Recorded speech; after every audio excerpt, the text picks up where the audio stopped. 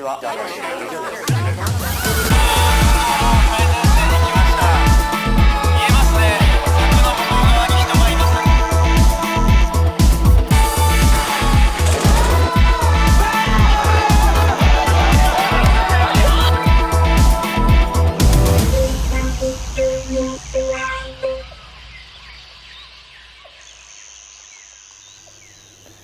皆さんこんにちは。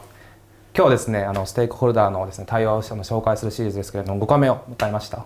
で、最初はアンチ ESG と、でその後企業のロビーイングだったりとか株主提案だったりとか、女性取締役についてとかいろいろやってきたんですが、今ですね、5月23日RI ジャパンというですね日本の最大のですね ESG 投資のカンファレンス、東京でやっておりまして、世界からたくさん ESG の識者の方々お越しいただいて、で今日の午前中日本企業に出ている株主提案だったりとか、オーストラリアで、出ている株主提案なんかについてお話ししてきたんですが、すごく実は大きな事例が、オーストラリアで誕生したということを受けて、オーストラリアからお二人、ゲストをお呼びしております。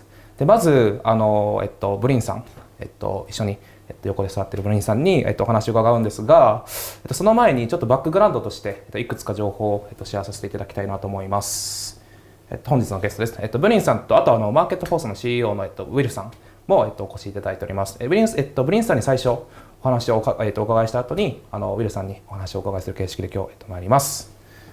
で、今日どんなことをじゃあコンファレンスで話してきたのかというところなんですけれども、エンゲージメントという、投資家さんが、企業のチェンジ、変革を求めて投資家さんと一緒に、NGO さんもですね、対話をして気候変動対策もっとアップデートしてくださいということをやっていて、で実際日本でも銀行の、ルール改正だったりとか、住友商事さんがバングラデシュで、ずっと進めてた石炭火力発電所を、やめますみたいな、そんな事例も実は NGO さん投資家さんが働きかけたから変化したということもあって、なおかつ製鉄業界だったりとかっていうのも、たくさん変化が起きているというところで、G7 サミットでもですね、2035年までに、段階的に、石炭火力発電所を、廃止していくという、これちょっと実はめちゃくちゃサプライズングなニュースだったんですけれど、そういうこともあって、かつですね、もう横にいただいている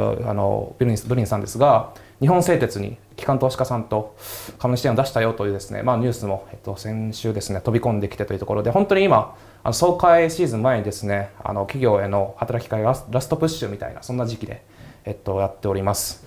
で、ブリンさんにはですね、こちらのオーストラリアで、58% の、株主の過半数以上がある企業の、気候変動対策の報告書に、ノーを、投じたということも実際変化を起こされて、ウィルさんと一緒に変化を起こされてきたというところで、そのお話も今日伺いたいなというふうに思うんですが、ここで、自己紹介、していただこうと思います。ここから英語で、やらせていただきます。よろしくお願いします。So, Bryn, could you briefly introduce yourself and why you are in Tokyo actually today? Well, thank you so much for having me. I work for an organisation called ACCR, Australasian Centre for Corporate Responsibility. We're a research and shareholder advocacy organisation. We have a portfolio of shares in companies listed in Australia, in Japan and in Europe. And this relationship between Australia and Japan is a really important one. It's also a very carbon intensive economic relationship, which means there are a lot of emissions generated because of the business relationship between Australia and Japan. So that's one of the reasons that ACCR has a portfolio of shares in Japan. We're engaging with Japanese companies in the utilities sector, companies that buy Australian coal, for example, and gas, and also in the steel sector. And we're seeing some really interesting and positive outcomes. Thank you. Not only what you have done in Woodside AGM, we've seen the big changes from J-Power announcement that they're going to give up the plant by the fiscal year of the 2030. And also we want to also learn lessons from corporate Australia, what you have done actually today. And we get into the slide actually. So for J-Power, you have actually co-filed shareholder proposals to this company with institutional investors.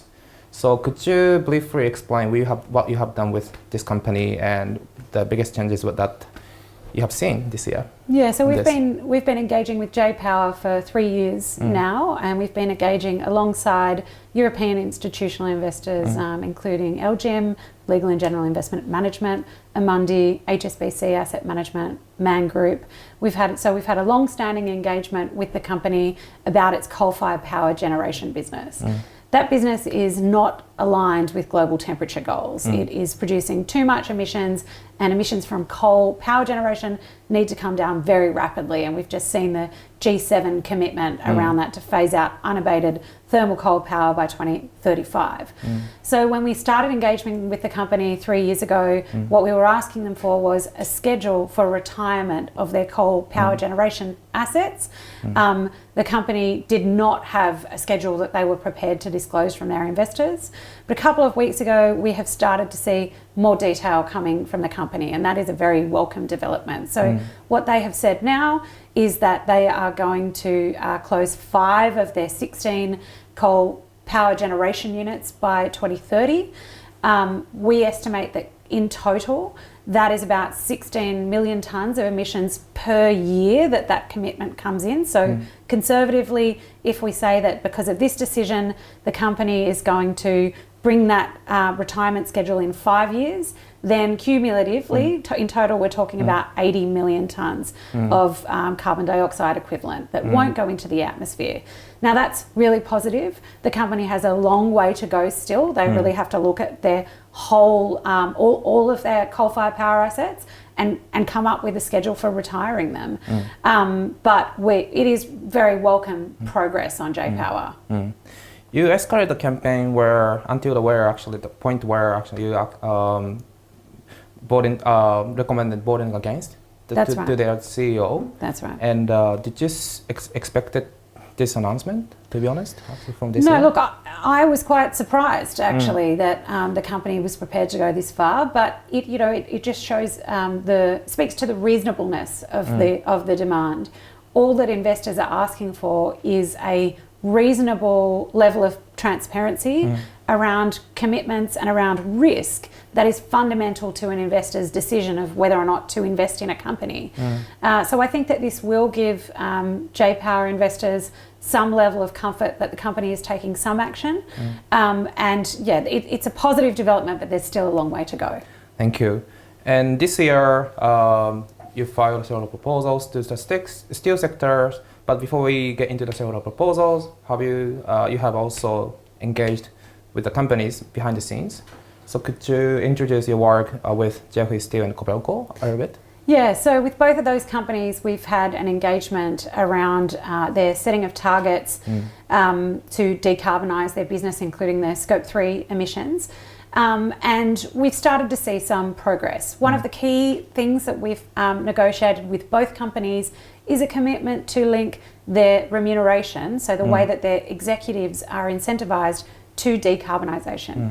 We see that as a crucial mechanism to actually bring these long-term targets, these 2040, 2050 targets, into the minds of executives who won't be with the company or won't necessarily be on the board by when those targets are actually due. So incentivising executives today to get the company on track for those big emissions reductions in 2040, 2050 is crucially important. So we're really pleased that the companies have taken those steps.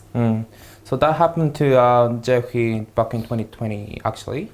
And then also you put out the announcement that you also satisfied, not quite satisfied, but you are happy with the decision of the Nippon last year that they're actually transforming. Yes. But you filed the proposal actually with right. asset managers and corporate action Japan, which is also another non-profit group in Japan.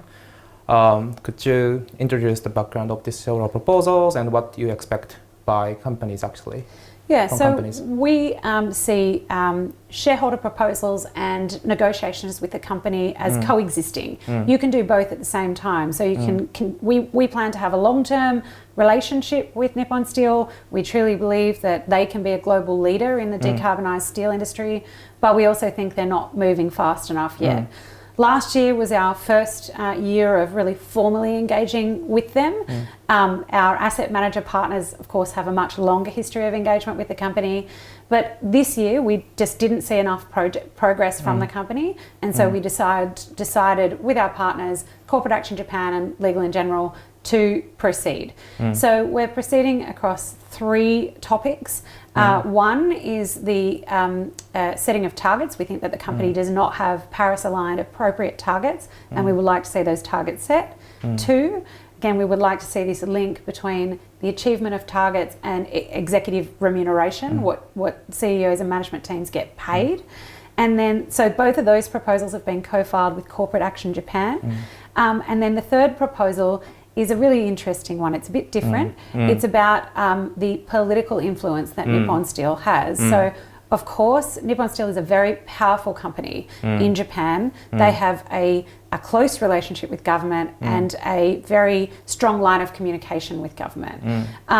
Nippon Steel currently don't make disclosures that allow their investors to assess, are they being good actors with their political influence? Are they trying to decarbonise the economy? Or are they being bad actors? Are they delaying decarbonisation through their political influence?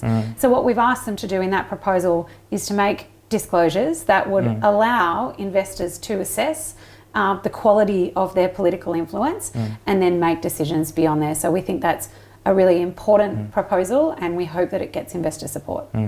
Thank you. On that political lobbying aspect, earlier this month we filmed another episode with Nagashima-san from Influence Map, and also Nomizu-san from PRI Plus and also Climate Action 100 Plus, about the lobbying in general. And many people might still wonder why steel sector after banking and also trading houses, automobile what the significance of the steel sectors to decarbonize. Could you also touch on that point? Yeah, so one of the things that is necessary for Japan and Japanese industry to decarbonize is policy settings and government regulations that will incentivise decarbonisation and that will subsidise the build out of renewables. So at the moment what we have is very emissions intensive incumbent industry, so they're already set up, they are used to doing business in a certain way. That needs to transform massively.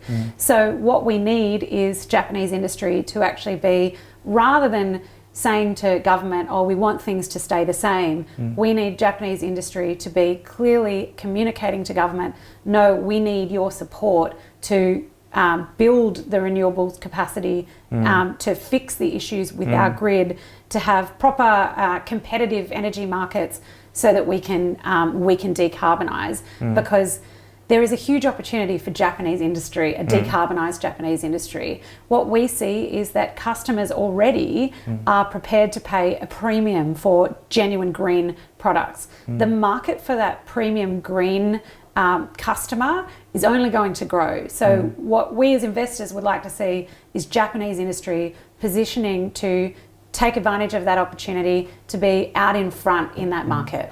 Thank you. We also talked about the cost of inaction in the panel, and since the climate resolution haven't got the majority vote in Japan yet, so before we get into the Woodside story, I'd like you to actually touch on how you might potentially escalate your campaign and dialogue with companies. Yeah, so well, we haven't had a vote yet in the steel sector. So we have had a couple of votes in the power sector on J-Power, and we only achieved sort of the first year I think was 26%, and then it went down to 22%. But even with those lowish votes, we actually have seen change from the company. So with shareholder strategy, doesn't always, you don't always have to, or you rarely actually have to get a majority in order to achieve change. If you're getting 20% votes, that usually is enough to generate some movement within a company, and that doesn't only apply to this market, that applies globally. So we're really quite excited about that. On Nippon Steel, so this is the first time that we've escalated into a public resolution as a steel company, and we're really interested in what investors have to say about that. We don't yet know. I expect that we will get some support from the global institutional investor community. And it depends on how many investors we can reach. So in terms of further escalation, well, we need to see how this vote with Nippon Steel goes. If shareholders persist with concerns through a couple of AGM cycles and those concerns aren't responded to by the board, certainly investors have the right to nominate directors for the alternative directors for the board, and then we end up in a contested election where there might be the incumbent directors who have been there and who stand for business as usual, and then a set of new directors who come with decarbonisation credentials or transformation credentials, and then shareholders have a choice about who gets onto the board eventually. So that's certainly an option that could happen in the future, but hopefully there will be sufficient pressure to get Nippon Steel to move without needing to go to that extent. Thank you. And in order to actually fear this escalation, we also need actual cases in your home country. We want to get into what happened to Woodside, and could you actually briefly go through your involvement with Woodside and what you have actually observed this year? Yeah, so we've been engaging with Woodside, which is Australia's largest oil and gas company, for a number of years now. Woodside, even in 2024, is a company whose only plan is to extract fossil fuels and sell them to be burned. They don't have another business model. They're not planning on developing another business model. So their business model and their strategy is totally inconsistent with our global temperature goals. And those temperature goals are what many of Woodside's investors have committed to. So if investors have committed to a global temperature goal and steps to achieve that goal, and the underlying company in their portfolio hasn't, then investors need to put pressure on the company to change. So Woodside presented a plan to this year's AGM, and that plan was rejected by over 58% of its shareholders. So Woodside really now need to come up with another plan. It's a non-binding vote, but it should be a really strong signal to Woodside that if they don't move on this, then the board's jobs will be on the line.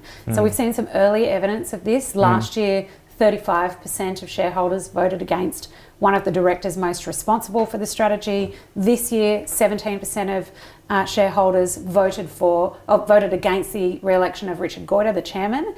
As far as I'm aware, that's the largest ever vote against a chairman of a top 10 independent energy company. So we certainly do see investors moving towards board renewal as a tactic there, but again, that is after years of unresponsiveness. So we've been engaging, shareholders have been engaging with Woodside for at least 5 years, and the company has failed to move. On the other side, we've actually modelled a different strategy for the company, where they don't pursue those growth projects, and instead of spending shareholder money on expanding in new oil and gas operations, that they actually return that capital to shareholders. And we actually find from a total returns perspective that will generate more value for shareholders. So returning capital rather than spending it on oil and gas projects which are inconsistent with global temperature goals. Thank you. We've met with many asset managers and many people from companies and what I've seen different from Australia and Japan is that the super funds, so people's power, not only investors, are looking, their eyes are strict eyes on companies. And this is significant case. And what's your final, we still have 1 month to go for the AGMs, but what's your final messages to investors who are not really taking actions, or individuals that is many things to do who has many things to do what are the messages to those people and investors for the Japanese resolutions and also your ongoing campaign to steel company and also J-Power? We think Japan and Japanese companies have a huge opportunity from decarbonisation. I think the proposals that we've put up, both with Corporate Action Japan and with Legal in General, are proposals that, if supported by a large number of shareholders, will set these companies up will set Nippon Steel up for more success. So we really think that they should be supported, that it is in shareholder interest for the companies to disclose more about their capital expenditure, more about the link between decarbonisation and remuneration, and more about their lobbying activities. So we're looking forward to the vote. We're getting really good feedback, but it certainly, now is not the time to give the company another year. Now is the time to really publicly increase that signalling power that investors have. And if that happens, we do think that the company will start to move much faster than it currently is. Thank you. So we look forward to see what happens in AGM in Japan in June. Yeah. Great. Thank you so much. Thank you. Thank you. ということで、今ブリンさんに代わってウィルさんを、お招きしております。で、今日ですね、投資家さんとのパネルディスカッションでもですね、話題になったのが、企業への働きかけを通じて実際にどういう成果が出ているのかというところで、実際マーケットフォースの、渡辺さんには4月に株主提案の提出時にお話しいただいたんですが、CEO のウィルさんを今日、お招きして、日本の、企業をどう変えてきたのかというところと、今投資家さんへの、その働きかけ、企業の働きかけの、シーズンなので、アップデートを、4月の提出から、していただこうかなというふうに思います。So Will, could you introduce yourself a bit? Yes, absolutely. Thank you for having me. My name is Will Vanderpoel. I'm CEO of Market Forces. Market Forces is an environmental advocacy organisation which started in Australia 11 years ago now. And we focus on the finance and corporate sectors to encourage the flow of capital, money, to environmentally sustainable opportunities and away from environmentally damaging activities such as the expansion of the fossil fuel sector, which we know is the biggest driver of climate change and the biggest threat to our planet and the people that live on it. Thank you. And you come to Japan because we needed to talk with asset managers. That's right. So, as you know, the Australia and Japan relationship is very strong. Market Forces has obviously been operating in Australia for over a decade now, but we found that our work increasingly brings us to Asia, and that is because there is so much involvement of particularly Japanese companies and banks in financing and developing new fossil fuel infrastructure, particularly across emerging Asia. And that is creating demand for projects in Australia where we are a major coal and gas producer. And the concern is that those projects, new coal, oil and gas projects, are not consistent with our global goals of limiting climate change. And so in order to direct the flow of finance away from those activities that are incompatible with our climate goals and towards clean, renewable opportunities, we need to engage with the Japanese corporate sector and the Japanese finance sector. And asset managers need to play their role in stewarding the companies that they own, so the big banks and energy producers and energy companies, and ensuring that they are aligning their businesses with a stable climate future. Thank you. And earlier today and earlier actually here with Bling, we talked about actually the big decision from G7 summit that they're gonna actually they agree that the G7 summit G7 countries will actually abolish the coal power plants. That was a really surprising actual decision, because back in 2020 when you started the campaign, shareholder proposals campaign against Mizuho with a partner,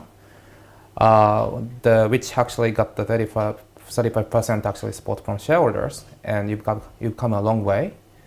So could you actually briefly introduce the campaign to banks actually in Japan? Yeah, so we began engaging with the banks in Japan really consistently from around 2019.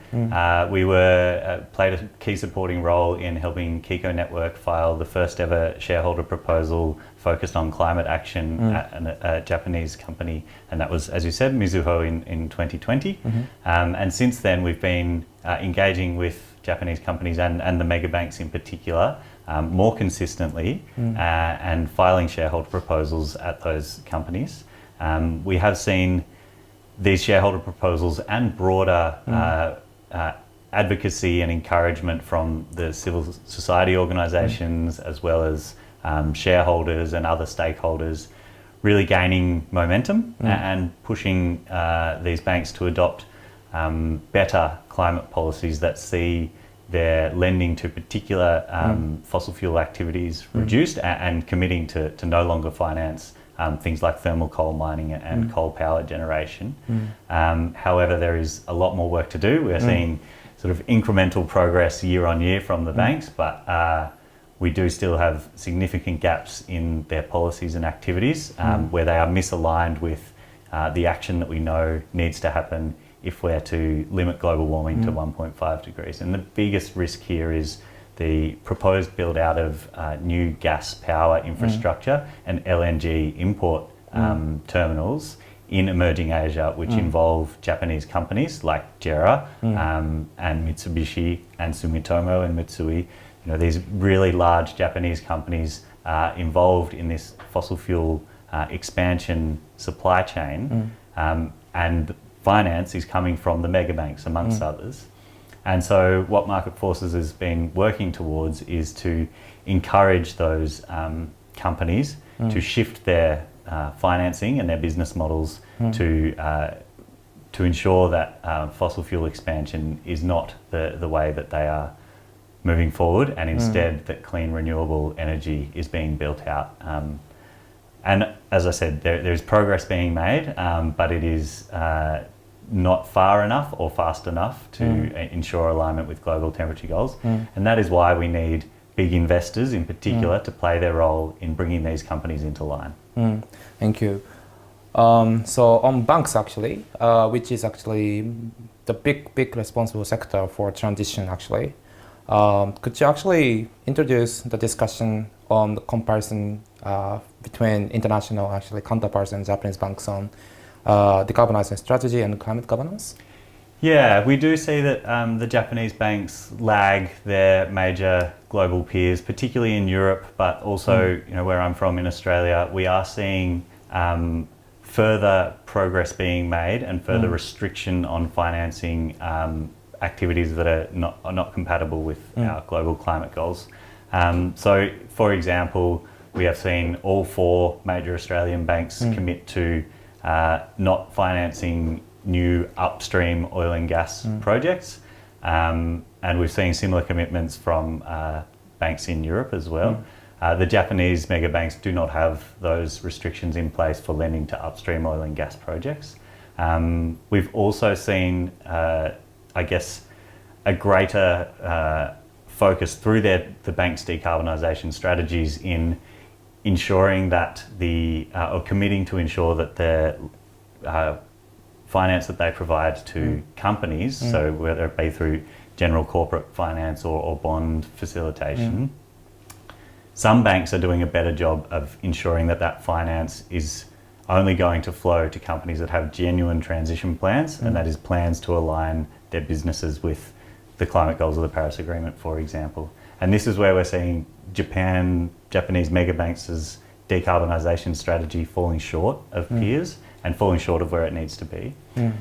And the other issue that we're seeing at the mega banks is that the issue of climate risk management and climate opportunities is not being addressed adequately at a board level, and we think that there is much more work that needs to be done to ensure that the directors of the mega banks are assessed and demonstrated to be competent when it comes to managing the risks and opportunities that climate change provides for their companies.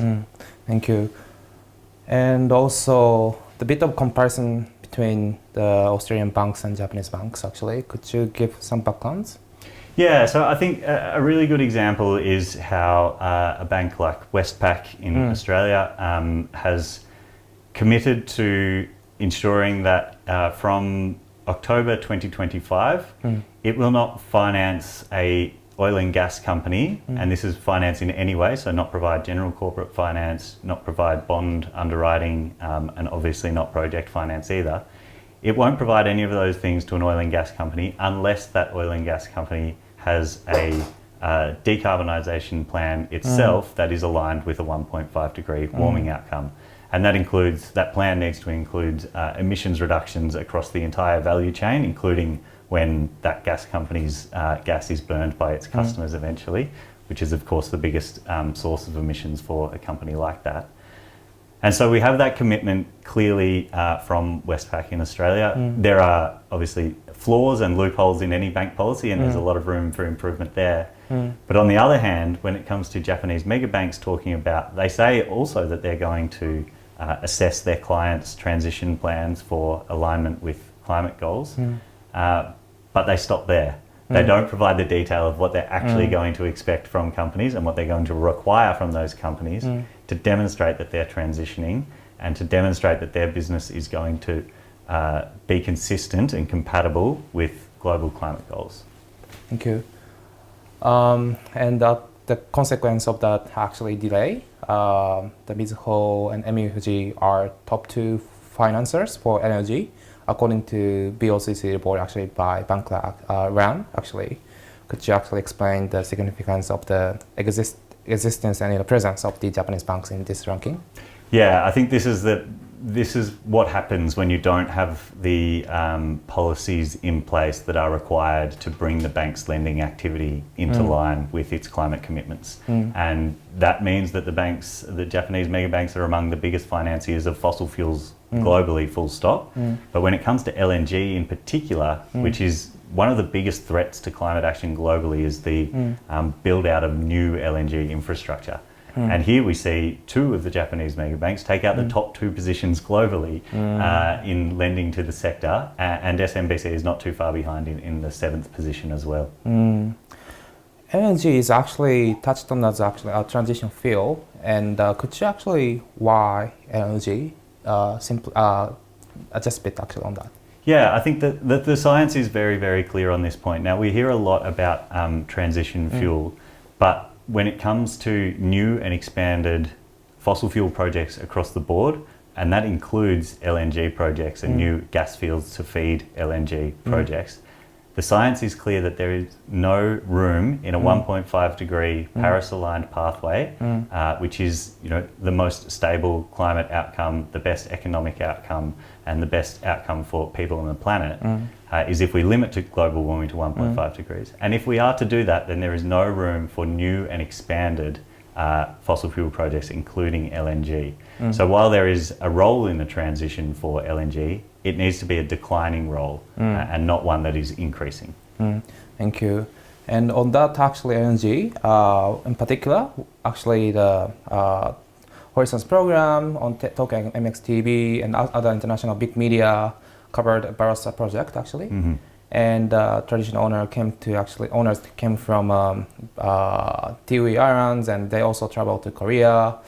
And your social team will actually update probably soon about the interview that of bank customers in Japan, that they are happy about their money going to the project that is hurting people's life actually. So human rights aspect, that's also a very, very controversial issue. And then because the Barossa and other big projects you actually campaigning against were also in charge of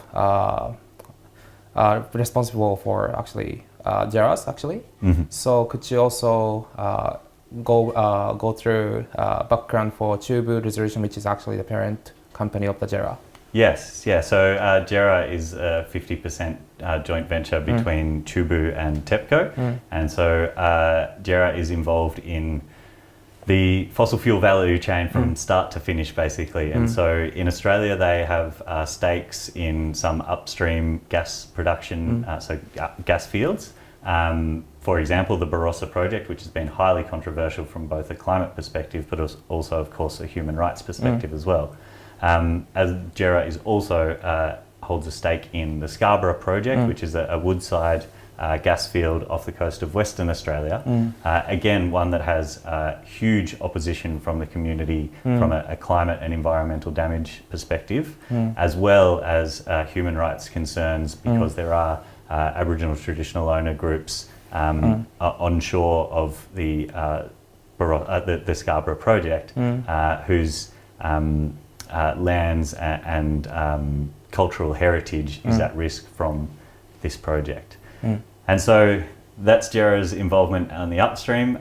Jera is one of the biggest LNG traders in the world. They are also involved in these downstream projects that I was talking about before in emerging Asia. So we see Jera quite active in countries like Bangladesh in building new LNG import and gas power infrastructure, which again is not consistent with the way that the world needs to go if we're to limit the worst impacts of global warming. So we have been working on Chubu for a long time because Chubu has, as a joint venture partner in Jera, it has a responsibility to transition its business away from fossil fuel expansion activities and instead build out clean renewable energy that positions Japan as a leader and not a laggard when it comes to climate action. And on Chubu and also Jera, Jera doesn't have a phase-out coal and gas plan. So could you also expand about that aspect of the campaign?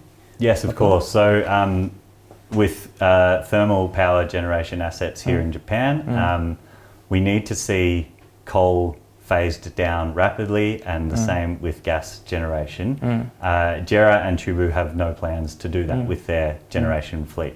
They do have plans to investigate things like co-firing hydrogen and ammonia in their gas and coal plants. But this is an unproven and very expensive technology. And even if it were to work, it would be incredibly expensive, and those expenses could be passed on to Japanese energy consumers, pushing up power prices.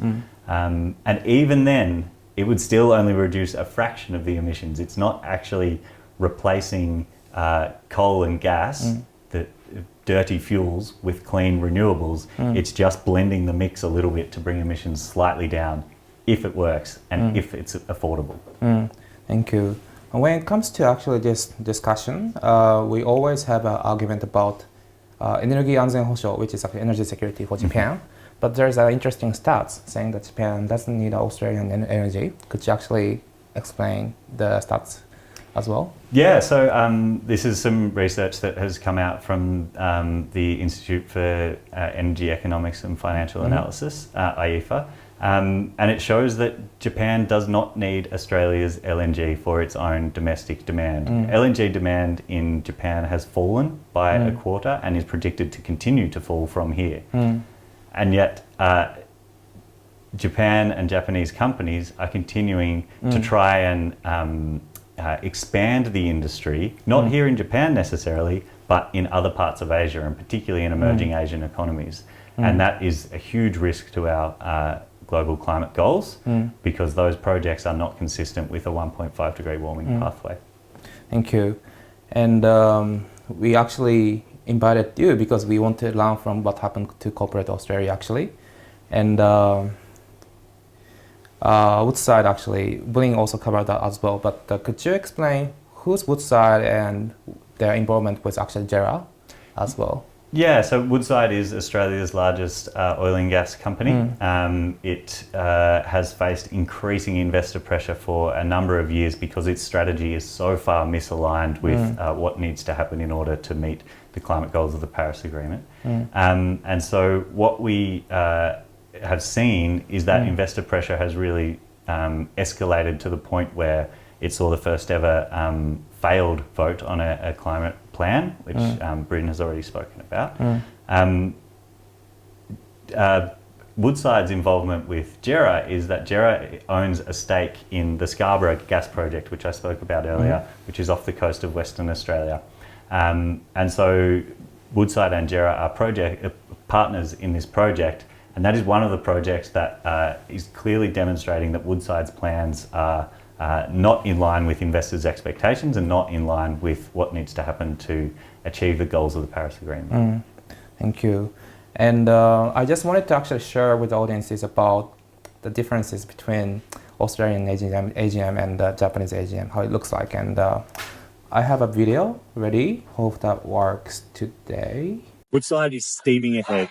Dangerous gas expansion is scoffing at investors who have already projected this company's climate plan record numbers. Another world record vote against Woodside's climate plan It's just more hot air unless investors are willing to pull out all the stops and drive genuine change in this company. Market Forces has worked with shareholders to file a formal statement calling for votes against Woodside's executive bonuses, which promote gas growth that would see emissions continue to skyrocket. Market Forces has also worked with tens of thousands of super fund members to demand their funds deliver a world worth retiring into by reining in the rampant fossil fuel expansion plans at companies like Woodside. We're here in Perth today at the Woodside Annual General Meeting to hold this company's leadership to account for its repeated failures on climate change. We're calling on big investors, including our super funds, to demand this company rein in rampant fossil fuel expansion plans which are incompatible with global climate goals. And so what we have seen actually from video is that many people supporting you to attend to the AGMs, because in Australia you have to file the shareholder proposals with 100 actually shareholders, and also super funds are also supporting your actually work. And could you actually introduce how the support looks like and what happened to Woodside this year?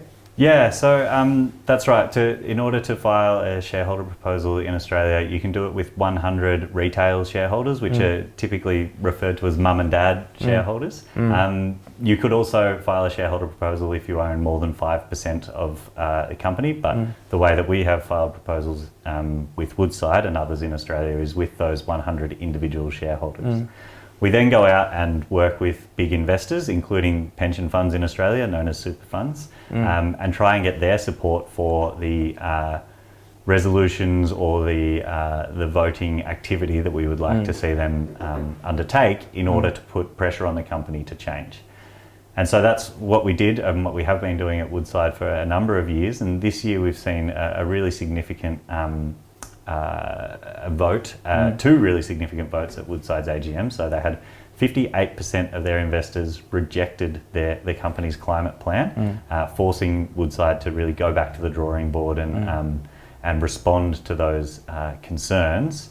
That was an advisory resolution, so there is no binding element to it, but it definitely shows that the demand of shareholders is now so great that Woodside really needs to respond and respond significantly.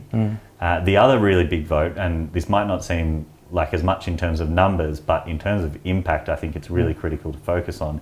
There was 17% of Woodside's investors voted against the re-election of its chairman, Richard Goyder. When you consider that the average director in Australia of large ASX listed companies passes with more than 95% support, and in fact more than half of directors pass with more than 98% support. So to get only 83% support is a significant protest vote. However, this is one tool that investors are not using enough, voting against directors. We did some research and published it at the start of this year. We looked at 45 companies that were the targets of the Climate Action 100 Plus investor initiative, which seeks to engage with companies to improve their climate policies and action. We took 45 of those companies with the biggest fossil fuel expansion plans and looked at investor votes on the re-election of their directors over the last few years. And what we found is that 95%, those directors passed with on average 95% support from investors, despite these companies falling short of investor expectations when it comes to managing climate risk and changing their business models to account for climate risk. So what that shows is this really powerful tool that investors have at their disposal is not being used enough to bring companies into line with investors' own climate goals and their own climate expectations of those companies.